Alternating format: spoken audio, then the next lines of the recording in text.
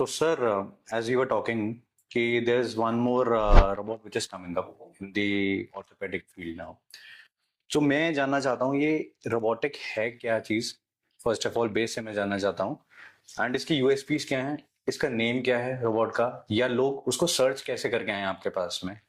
थोड़ा सा एक बार उसके बारे में बताइए। देखो, सबसे पहले तो मुझे लगता है कि एक चीज लोगों को समझने की जरूरत है कि रोबोटिक सर्जरीज, अभी ऑर्थोपेडिक सर्जरीज कौन सी ऐसी सर्जरीज है जिसमें रोबोटिक सर्जरीज यूज हो रही है। That is replacements. Joint replacement is first step, जिसमें कि हम रिप्लेसमेंट में रोबोट का यूटिलाइजेशन कर रहे हैं। हमारे पास बहुत सारी कंपनीज के रोबोट्स हैं। अगर मैं तुम्हें एग्जांपल दूं, जैसा तुम जानते हो कि लास्ट 1-1.5 साल में हम लोगों ने करीब करीब 10 एक रोबोट को डेमो के लिए लिया। डिफरेंट डिफरेंट जगह पे जाके ट्रैवल करके हमने इसके रोबोट्स के बहुत सारे डेमोन्स्ट्रेशंस लिए, बहुत सारे सर्जन्स के साथ काम किया। And then we decided to go for a robot which is actually a very helpful tool for us for doing this surgery. जो रोबोट हम लोगों ने लिया है नाम रोजा रोबोट है। रोजा इज जिमर बायोमेट करके एक कंपनी है, उनका ये अपना प्रोडक्ट है which has a lot of USPs। लगता है कि वो USPs कोई भी उसको कवर नहीं कर सकता। उसमें क्या क्या सर्जरीज कवर हो सकते हैं सर, एक लेमैन को अगर मैं समझाना चाहूँ। देखो, आज के दिन पे अगर मैं बोलता हूँ उसको, सबसे पहला जो चीज है that is knee replacement. Full knee replacement and partial knee replacement, ये दो जो है फर्स्ट स्टेप है जो हम आज के दिन पे कर रहे हैं। जैसे ये यूएस बेस्ड कंपनी है, यूएस में एक चीज होती है कि उनका ना एक FDA डिपार्टमेंट होता है, ठीक है, that actually approves the robot for surgeries. जैसे कोई मैं सर्जरी के लिए इम्प्लांट या इंस्ट्रूमेंट या कोई भी रोबोट वाली जैसी चीज बनाता हूँ किसी भी सर्जरी के लिए, वो FDA जो है अप्रूवल देता है आफ्टर सीइंग कि उसके इनिशियल रिजल्ट्स कैसे, is it helpful for the patients और it is dangerous for the patients. ठीक है, तो मेनी टाइम्स क्या होता है कि बहुत सारी चीजें डेंजरस भी होती हैं, ठीक है। इसलिए वो FDA अप्रूवल जब आता है तभी आपको मिलता है रोबोट यूज करने के लिए। तो first FDA approval is for knee replacement surgeries. Knee replacement surgeries के लिए बेसिक सर्टिफाइड है वो, बेसिक सर्टिफाइड अच्छे से सर्टिफाइड हो गया। ठीक है। Next step is hip replacement and shoulder replacement. Shoulder replacement अभी आज के दिन पे मुझे लगता है कि मैं अगर बोलता हूँ तो उन्होंने FDA अप्रूवल शायद लास्ट मंथ में ही उसका दिया है, so we are going to launch that as well. अच्छा, वो भी हमारे पास आने वाला है। ठीक है।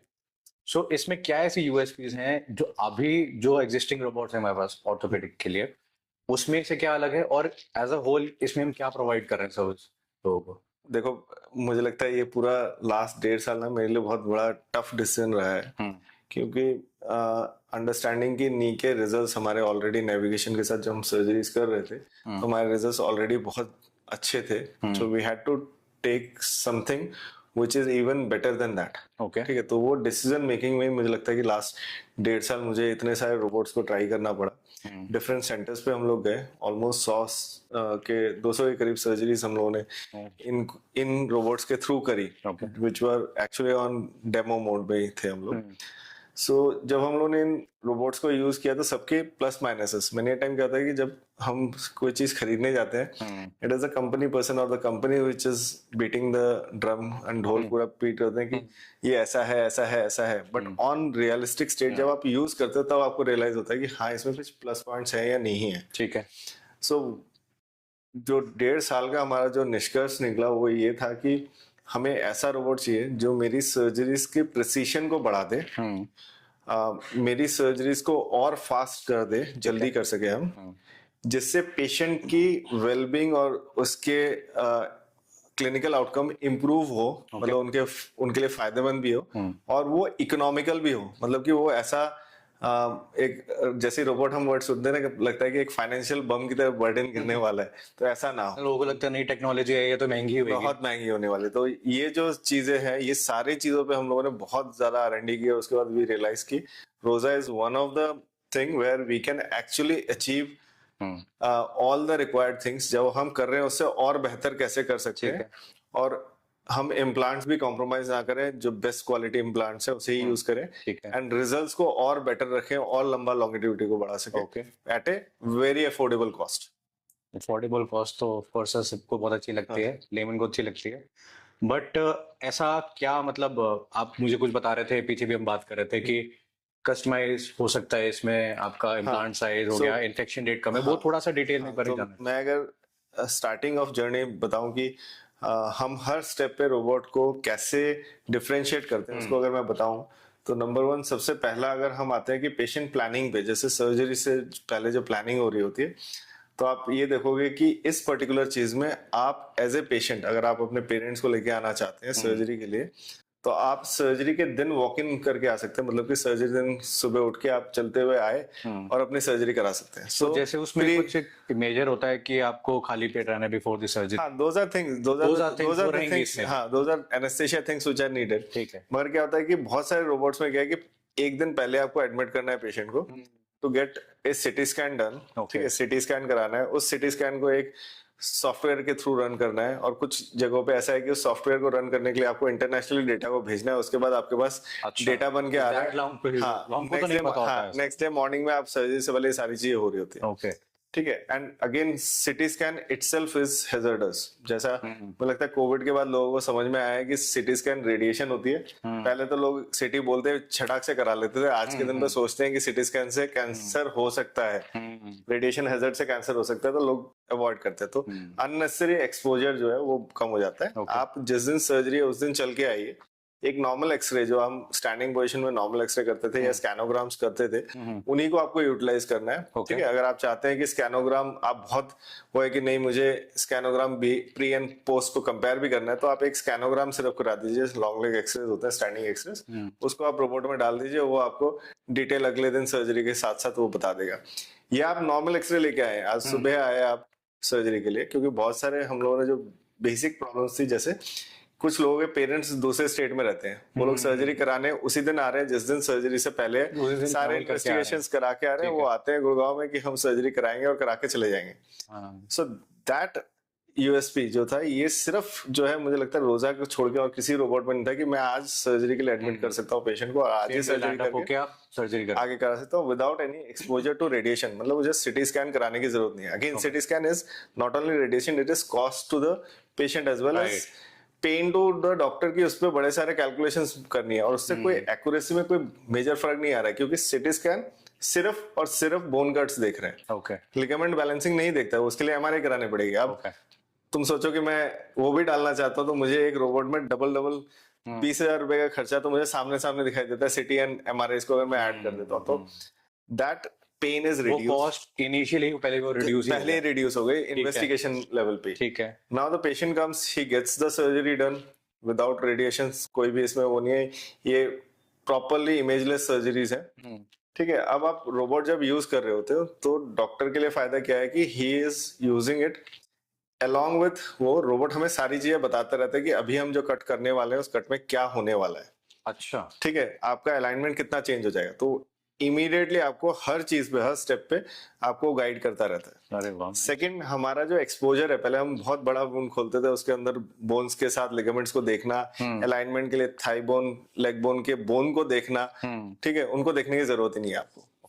ठीक है, तो इससे इंसिशन छोटा हो गया आपका, ठीक है, स्कार छोटा हो गया आपका, जितना आपने कट कम किया तो ब्लड लॉस कम हो गया, आपने ब्लड ही नहीं वहां पे कोई मसल को या सॉफ्ट टिश्यू को आपने कट ही नहीं किया, वहां पे जो चीजें फैट वैट को काटा ही नहीं, तो आपका क्या हो गया, ब्लड लॉस कम हो गया, तो आपको ब्लड की जरूरत बिल्कुल भी नहीं पड़ने वाली है सर्जरी के बाद। एंड क्योंकि आपने कट छोटा किया, सारी टिश्यू हैंडलिंग कम की है, उसमें इंजुरीज कम की है पेशेंट को, तो आपका पेन भी बेटर मैनेज होने लग गया। ठीक है, इवनिंग में आप सेम इवनिंग में खड़े होकर चल सकते हो सर्जरी के बाद।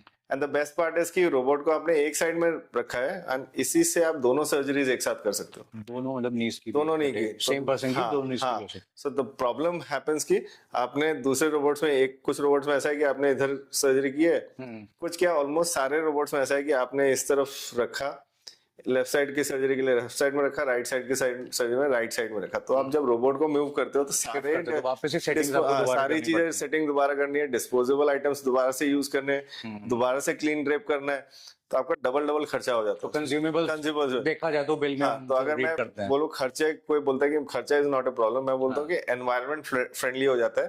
आप डिस्पोजेबल प्लास्टिक जितना ज्यादा यूज करोगे उतना आपके लिए खराब है, हम उस पर भी बच जाते हैं। तो this is the unique USP जो कि दूसरे रोबोट्स में नहीं था। ऑब्वियसली सर, फिर तो इन्फेक्शन रेट भी कम हो जाएगा। हाँ, क्योंकि आप एक ही साइड से दोनों कर पा रहे हो, आपका टाइम बच जा रहा है, इंसिशन छोटा है, वो चेंज करने में, एक सर्जरी करके दूसरे को करने में बीच में आधे घंटे का गैप होता था।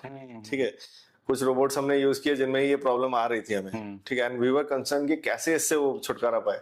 तो ये वाला कंप्लीटली इजी था, एक ही जगह पे खड़ा हुआ है, उसी से हम दोनों कर रहे हैं और एक्यूरेसी में कोई डिफरेंस नहीं। नॉर्मली सर कितना टाइम लगता था, मतलब अगर एक Normally, रोबोट से हम लोग, या हम लोग- अगर ट्रेडिशनल मेथड से भी अगर हम करते थे? देखो मैं बहुत सारे रोबोट्स यूज किए। हमारा जो ट्रेडिशनल टाइम था वो करीब करीब 50 से 60 मिनट का सर्जिकल टाइम होता था एक For वन नी के लिए, ठीक ठीक है। If there is no deformity, कोई बहुत खतरनाक कुछ हमने नहीं किया, नॉर्मल सा वो है, तो 45 टू 50 मिनट्स टू 60 मिनट्स लगते थे। बट हमने जब रोबोट्स यूज करने शुरू करे, आप बिलीव नहीं करोगे, the only robot where we could breach that time in first surgery, मतलब पहली सर्जरी में हमने अपने बेंचमार्क टाइम से नीचे चले गए, 40 मिनट पे आ गए। ओह वाह, ठीक है, नाइस। तुम ये सोचो कोई टेक्नोलॉजी यूज कर रहे हो, you need to have a learning curve. Right. लोग कहते हैं कि पहले ज्यादा होता है, धीरे धीरे नीचे आते हैं, ये तो पहले ही नीचे से शुरू हुआ है, नीचे ही जा रहे हैं। तो और बेटर ही होगा। हाँ, बेटर ही होता जा रहा मे है। भी हो सकता है कि हाफ एन हाँ, आवर में हाफ भी एन आप आवर हमारा अभी जो एट प्रेजेंट चल रहा है, आधे घंटे के अंदर दोनों एक के बाद एक दूसरी सर्जरी हो That's जाती very है। nice. That's a unique ASP for surgeon कि हाँ, they can do the things with precision and at a कम नंबर ऑफ टाइम। तो within half an hour you are हाँ, एक्सपेक्टिंग तो आप एक्सपेक्ट करते हो ना कि डॉक्टर, सर्जरी हो जाती है। हाँ, तो आप ये सोचते हो एज ए डॉक्टर कि आप भी सारा दिन स्ट्रगल ना करो उसको लेके, ठीक है। And the results are almost similar, hand to hand में कोई डिफरेंस नहीं आ रहा है। जैसे मैंने किया, मेरी टीम में किसी ने किया या दूसरे डॉक्टर ने किया, तो कोई डिफरेंस इन टाइमिंग नहीं आ रहा है। इट इज इजीली लर्नेबल और इजीली आगे बढ़ रहा है, ठीक है। ठीक है। अगेन अनदर यूएसपी जो है, इससे क्या हो रहा है कि जैसे हमने कट्स कम लिए हैं, ब्लड लॉस कम हुआ है, तो आईसीयू का स्टे नील हो गया है, Okay. Same day walking possible हो रही है, अच्छा। और उसके अगले दिन पेशेंट घर जा पा रहे हैं। अगर किसी को मेडिकल कंडीशन होती है, हम 2 दिन रखते हैं एक्स्ट्रा, बट बहुत सारे पेशेंट्स नेक्स्ट डे घर जा पा रहे हैं। That's very nice. तो आप हॉस्पिटल स्टे भी कट हो गया, तो वहाँ भी कॉस्ट आपका अगेन बच गया। सो अगर आप ध्यान से सोचो कि अगर मुझे बहुत सारे पेशेंट बोलते हैं कि नहीं हमें लंबा स्टे करना है, अब लंबा स्टे का अगर हम कम करते हैं उसका क्या फायदा है? मैं एकदम सिंपल बताता हूँ कि 2 इश्यूज हमारी लाइफ में, नी रिप्लेसमेंट, जिस दिन से मैंने शुरू किया उस दिन से 2 चीजें मेरे दिमाग में हमेशा हर पेशेंट के लिए घूमती है, या नी रिप्लेसमेंट के माइनस पॉइंट्स है मैं बोलूँ। ये है, एक है इन्फेक्शन, क्योंकि मेटल इम्प्लांट अंदर जा रहा है, chances of infection, and second is deep vein thrombosis, पैरों में क्लॉट बनना। इन्फेक्शन रेट, अगर मेरा स्कार साइज छोटा हो रहा है, मेरी सर्जरी फास्ट हो रही है, मैं सेम डे खड़ा कर रहा हूँ, अगले दिन डिस्चार्ज कर पा रहा हूँ, मेरा अगर स्टे कम होता हुआ जा रहा है, तो इन्फेक्शन के चांसेस भी कम होते हुए चले। बिल्कुल, ठीक है। सो हॉस्पिटल स्टे कट होने से आपका हॉस्पिटल के लोगों के साथ इंटरेक्शन कम हो जाता है और आपका इन्फेक्शन के चांसेस कम हो जाए, हॉस्पिटल एक्वायर्ड इन्फेक्शंस कम हो जाएंगे। Second, deep vein thrombosis. अभी डीप वेन थ्रोम्बोसिस अगर मैं आपको समझाता हूँ, लोगों को डीप वेन थ्रोम्बोसिस समझ में नहीं आता है, ये समझाने के लिए, पैरों में क्लॉट बन जाना, क्लॉट का लंग्स में ट्रेवल करना।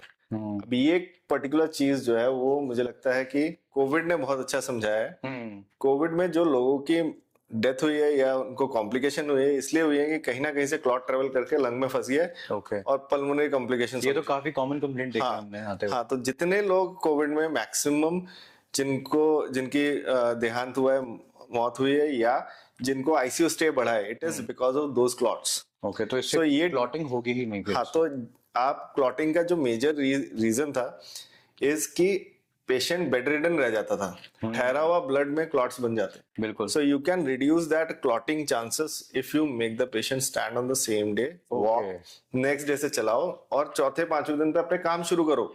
ठीक है। 15 दिन पे आप अपने रेगुलर वर्क करो।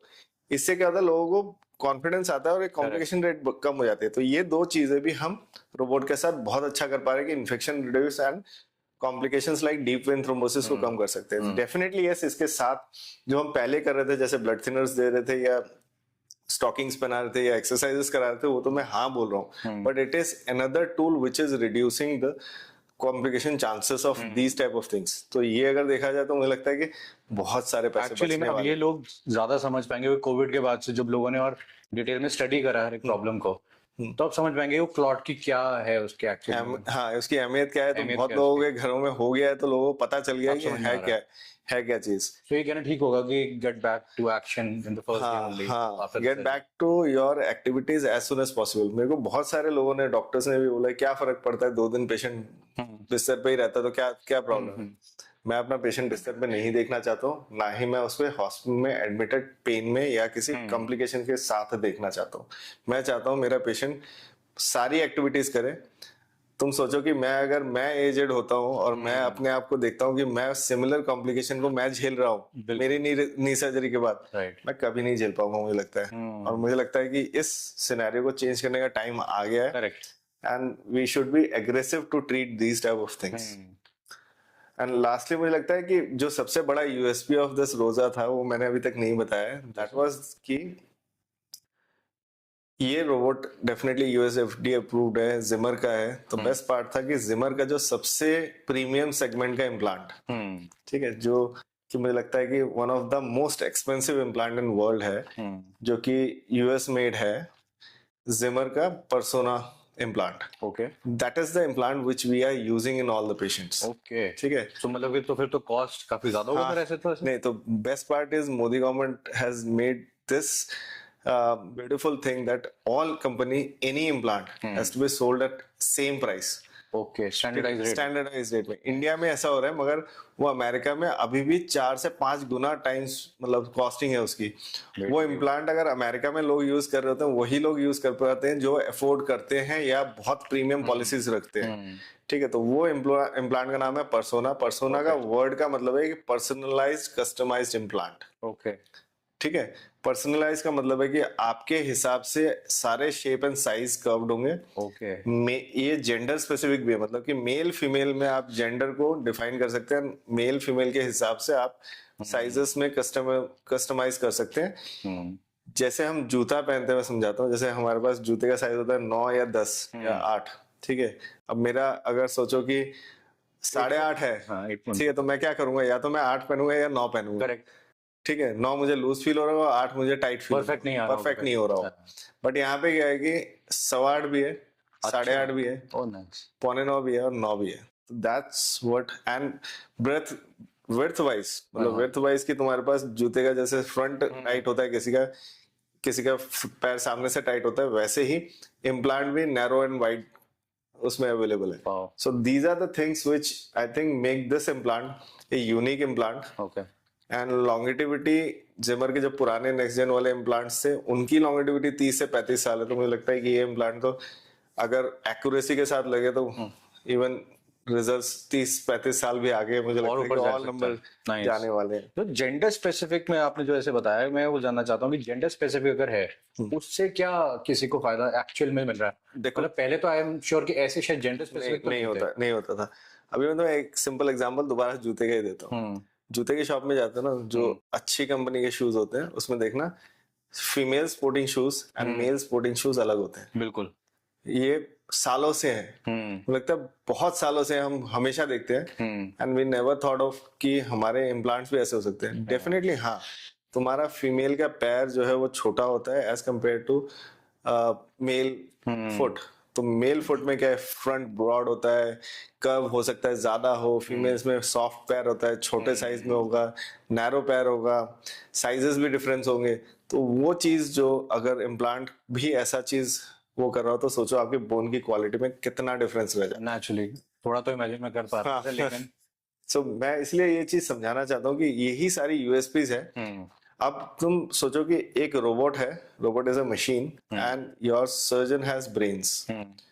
सो ऐसा एक गैजेट मिले जो कि हमें दोनों को एक साथ कोलैबोरेट होकर काम करने दे। ये ऐसा नहीं है कि जो कुछ रोबोट्स ऐसे हैं कि जो मशीनरी रोबोट्स हैं, जो कि एक बार स्टार्ट किया तो वो जो आपने डिजाइन बना के दिया है उसी पे खत्म करने वाला। ओके, ठीक है, अब आपके लिगामेंट बैलेंस में कुछ हो गया तो आपको कोई रोक नहीं सकते बीच में। इसमें क्या है कि every step it will give you opportunity plenty amount of time, कि आपको लगता है कि लिगामेंट्स की बैलेंसिंग जो है वो थोड़ी इफ्स एंड बट्स है, and you want to release the ligament and you want to stabilize it at a different level. Okay, so वो आपको उतनी फ्लेक्सिबिलिटी दे देता है। तो ब्रेन, सर्जन का brain with technology, nice. So I think it is going to be a boom. तो ये बेसिक डिफरेंस भी आई थिंक हुआ। हाँ, ये बहुत बड़ा डिफरेंस है जो कि मुझे लगता है कि मुझे चूज करने पे, डिसाइड करने पे हेल्प कर पाया। डिसाइडिंग आपका फैक्टर रहा आपका कैसे हम इसे इसी रोबोट में ले। एंड आई थिंक मैंने इससे पहले जिमर के इम्प्लांट्स में इतना यूज नहीं करता था, जितना मुझे रियलाइज हुआ कि इस पर्टिकुलर टेक्नोलॉजी के आने के कारण मेरा कंप्लीट सिनेरियो थिंकिंग ही चेंज हो गई कि now I can do a lot of things which I was actually missing out in my normal जो हमारा नेविगेशन असिस्टेड सर्जरीज थी जिसमें मिस कर रहा था, वो सारी चीजें मुझे वो पॉजिटिव सारी कमियां इसमें पूरी हो इसमें गई। पूरी हो गई। Great, nice. तो आई थिंक इन नटशेल ये देखा जाए कि शॉर्टर स्टे भी है, इन्फेक्शन रेट भी बहुत कम है, कॉस्ट इफेक्टिव भी है ऑफ कोर्स, हाँ स्कार भी बहुत कम है, and you can get back to action to your normal life I think within 5-7 days अगर आप कह रहे हैं तो। अब मैं तो ये बोल रहा हूँ कि अभी रिजल्ट्स ऐसे आने वाले हैं, ड्रास्टिक आने वाले हैं कि मुझे लगता है कि लोगों ने देखे नहीं होंगे ऐसे अच्छा। रिजल्ट्स भी रिप्लेसमेंट्स के। लास्टली जहां तक मेरे को लगता है कि कॉस्ट अफोर्डेबिलिटी के, सो मैं ये तो मुझे लगता है कि मैं लिख के बोल सकता हूँ कि it is one of the most affordable robot to everyone. ठीक है, and the best part of CKBilla is not charging for anything extra for robotics. So it's just the cost of the disposable surgery का cost है। Surgery का जो normal cost है वही cost आप Wow, charge. that's nice. So Great. I think people should not be afraid and they should think wisely. ठीक है, talk to your doctors because ये details ना आपको डॉक्टर ही बता सकता है, आपका सर्जन ही बता सकता है। Correct. क्योंकि बहुत लोग बाहर जो लोग बैठे हैं उन लोगों को पता नहीं होती इसके बारे में। और तुम देखो ये यूएसपी कंपैरिजन मतलब पूरे एक साल का नटशेल है कि how to decide about which one to take. ठीक है, there are 23 robots right now worldwide. हमने बहुत सारे तो टच ही नहीं किए। Okay. ठीक है, तो जो हम टच कर पाए उसमें 10 रोबोट्स में it is one of the best. Okay. ठीक है, आई थिंक कुछ तो हमने आज सीख लिया है इसके पॉडकास्ट के द्वारा, और I think we will be continuing this podcast again and again to know more about it. ठीक है, तो आई थिंक इसमें किसी का अगर कोई क्वेरी है, कोई क्वेश्चंस है, definitely they can ask after this. वो आपको अगर कोई भी क्वेरी लगती है आप हमें कांटेक्ट करें CKBilla हॉस्पिटल गुड़गांव में, या आपको लगता है कि आप मुझे आके दिखाना चाहते हैं, मैं डॉक्टर दिव्यशीष, आप आके कभी भी मिल सकते हैं। रोबोट से रिलेटेड कोई भी क्वेरी आप नीचे दिए गए नंबर पे भी पूछ सकते हैं। I think I am going to train everyone to answer all your queries. आपको जो भी ऐसा लगता हो कि जो डिफिकल्ट मोस्ट पार्ट है उसको भी सॉर्ट आउट करके इजी बना के देंगे। And thanks for watching this video. अगर आपको अच्छा लगे तो do like and share. Thank you. Thank you.